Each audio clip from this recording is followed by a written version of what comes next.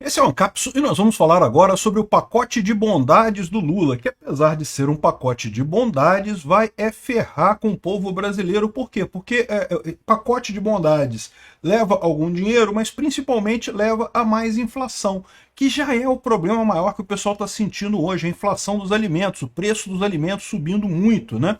Então esse pacote de bondades que o Lula está planejando tem um potencial enorme de ferrar todo mundo. Vamos entender esse caso aqui e vamos entender também a analogia que eu achei muito engraçada aqui do Hélio Schwartzman, falando que o Lula está à espera do inverno russo. Realmente muito engraçado esse troço aqui.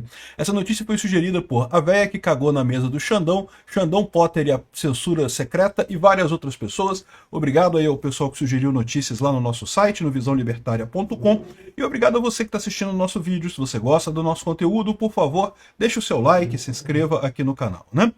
Pois bem, como eu falei para vocês, o Lula tem um problema muito sério, que o principal fator que leva à perda de popularidade dele é a inflação de alimentos. A inflação está subindo, a inflação afeta muito mais os pobres do que os ricos, de forma que o pobre está se sentindo escanteado pelo governo Lula. Não viu nenhuma novidade positiva. Ah, mas o Lula trouxe o Bolsa Família de volta, Minha Casa Minha Vida de volta e coisa e tal. Mas peraí, mas esses programas nunca acabaram, né? Eles mudaram de nome durante a gestão do Bolsonaro, depois voltaram aos nomes originais, mas o pessoal sabe, é a mesma coisa, não mudou nada no final das contas. Aliás, aumentou significativamente com o Bolsonaro, né? Enfim, o pobre não consegue ver nada de positivo no governo Lula, mas, por outro lado, vê coisas negativas, vê o preço da comida subindo o tempo todo. A inflação de alimentos está firme e forte por aí, né? E qual que é o problema do Lula com essa história? Eu já falei para vocês, ele poderia até a partir de agora falar, não, agora eu vou cortar gasto, agora eu vou fazer um pacote de corte de gasto. Só que a inflação é o momento que o presidente ou que o governo aumenta a emissão de moeda, né? Infla a moeda. O aumento de preços acontece num momento depois, tem uma defasagem aí de alguns meses a alguns anos para o aumento de preços. Então não adianta o Lula, se o Lula quiser agora fazer o certo, que é cortar gasto, né? Não adianta mais, ele tinha que ter feito isso em 2022, 2023. Desculpa, 2023, 2024. Não dá para fazer isso em 2020, agora em 2025, porque mesmo que tenha efeito, vai começar a ter efeito lá por meados de 2026, e aí já está muito em cima da eleição, ele não vai aproveitar essa melhoria eleitoralmente. Então qual que foi a aposta dele? A aposta dele é, agora não adianta mais cortar gasto, agora vão gastar mais dinheiro ainda para tentar iludir os idiotas e que esse dinheiro é uma coisa positiva. Não é. Porque você está dando dinheiro para o pobre, mas ao mesmo tempo está aumentando a comida, aumentando o preço da comida. Ou seja, não mudou nada, você está, né, tá ficando na mesma coisa.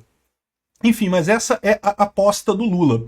Essa aposta vai dar certo? Não, tem tudo para dar errado. É o que eu falo para vocês, o Lula está numa roubada, ele sabe disso. O meu medo é exatamente chegando em 2026, à medida que ele for percebendo que isso não vai funcionar, que não vai ter jeito, que a impopularidade dele só aumenta, até que ponto ele é capaz de ir para garantir a reeleição dele, né? Será que o STF vai tornar todo mundo inelegível, todo mundo que puder ganhar do Lula vai se tornar inelegível? Será que o Lula vai inventar algum problema, vai entrar em guerra com a Venezuela, vai falar com um amigo dele lá, o Maduro, vamos fazer uma guerra aqui, e aí ele inventa a história de que não pode ter eleição em guerra? Veja, na Ucrânia isso está na Constituição deles, tá? O Zelensky não tem eleição na Ucrânia porque na Constituição ucraniana fala que em períodos de guerra, durante a lei marcial, que quer dizer exatamente período de guerra, não tem eleições na Ucrânia, né? Então, mas o Lula pode tentar dar uma dessa aqui, né? A Constituição brasileira não tem nada disso, mas ele pode fazer isso e, sei lá, né, aprovar uma lei, aprovar um decreto e inventar uma história dessa. Até onde o Lula seria capaz de ir para se manter na presidência, uma vez que ele não vai ter ajuda nesse momento, né? Enfim, e o problema maior dessa história é que o fato dele descartar o controle de gastos agora não apenas significa que ele garante a inflação alta em 2026, como também ele garante a inflação alta em 2027, 2028. Ou seja, mesmo que assuma um outro presidente, vamos supor, ganhou um presidente de direita, o Bolsonaro, o Tarcísio, quem quer que seja, e pegou a casa ali, não, agora vamos cortar gasto, temos que cortar gasto, o governo está gastando demais, beleza. Só que, de novo, da mesma forma que quando você começa a gastar demais, o preço dos alimentos só sobe lá na frente, quando você corta gastos também, a inflação cai, mas ela cai lá na frente, ela tem uma reserva, ela tem uma inércia, que ela continua o preço subindo até você conseguir estancar o efeito anterior. Então a visão do Lula é essa, né? Eu vou gastar dinheiro como se não houvesse amanhã, pode ser que eu me reeleja, ótimo, né? Tive a vantagem, ganhei a eleição, uhul, me dei bem. Ou pode ser que eu não me reeleja. Se não me reeleger, eu vou deixar uma bomba para o próximo presidente. O próximo presidente vai assumir com esse gasto absurdo. Olha o caso do Milei lá na Argentina. Ele cortou gasto pra caramba. E a inflação lá ainda tá 2% ao mês. Por quê? Porque demora, cara. Você tem que cortar gasto durante muito tempo para conseguir trazer a inflação para um nível razoável. Ela demora a voltar ao patamar adequado, né? Então, esse estrago que o Lula está fazendo vai refletir por muitos anos no Brasil. Vai ser uma coisa muito ruim. Aqui, ó, o Lula monta um pacote da bondade que vai injetar 30 bilhões na economia até 2026. A tentativa de recuperar a sua popularidade. O problema todo é esse, né? Jogar esse dinheiro todo na economia, o que vai fazer? Vai fazer aumentar o preço das coisas, vai causar inflação, porque lembra, dinheiro não é coisa, não é uma coisa que não é o bem. Se os bens que tem para vender no Brasil são os mesmos, não tiver nenhum aumento de produtividade, não estiverem produzindo mais alimentos, produzindo mais alguma coisa, você jogar esse dinheiro todo na economia vai fazer só com que as coisas todas fiquem mais caras. Não tem vantagem nisso daí, né? E é o que os pobres estão percebendo. Todo benefício que eles recebem, Bolsa Família, não sei o que lá, aumento disso, aumento daquilo, no final das contas não adianta nada, você vai no supermercado, as coisas estão absurdamente caras e continuam aumentando de preço com muita força, né? A estratégia antagoniza com a política do Banco Central de levar os juros para reduzir o ritmo econômico. Ou seja, o Lula está deixando o Banco Central sem alternativa, vai ter que continuar aumentando os juros, o que vai gerar mais dano para o Brasil, né? Até que pode chegar ao ponto de que esse aumento de juros do Banco Central simplesmente não tenha mais o valor, né? Você sabe qual que é a ideia do aumento da taxa de juros pelo Banco Central, né? Teoricamente, você incentiva as pessoas a que tem algum dinheiro a pegar esse dinheiro e poupar. Não vou gastar, não vou comprar nada com isso, vou botar e vou deixar guardado na poupança. Isso é bom porque esse dinheiro, de certa forma, ele é tirado do mercado. Você não está comprando mais nenhum bem, nenhum serviço no mercado. Então isso, teoricamente, baixa a inflação. Mas é aquele negócio, você consegue aumentando a taxa de juros, você incentiva mais gente a fazer isso, mas chega uma hora que o pessoal olha para essa taxa de juros grande demais e começa a falar assim, esse negócio não vai dar certo, não, isso não vai dar bom não. Vai desvalorizar o dinheiro, vai ter problema qualquer na bolsa, é melhor eu sair fora dessa história.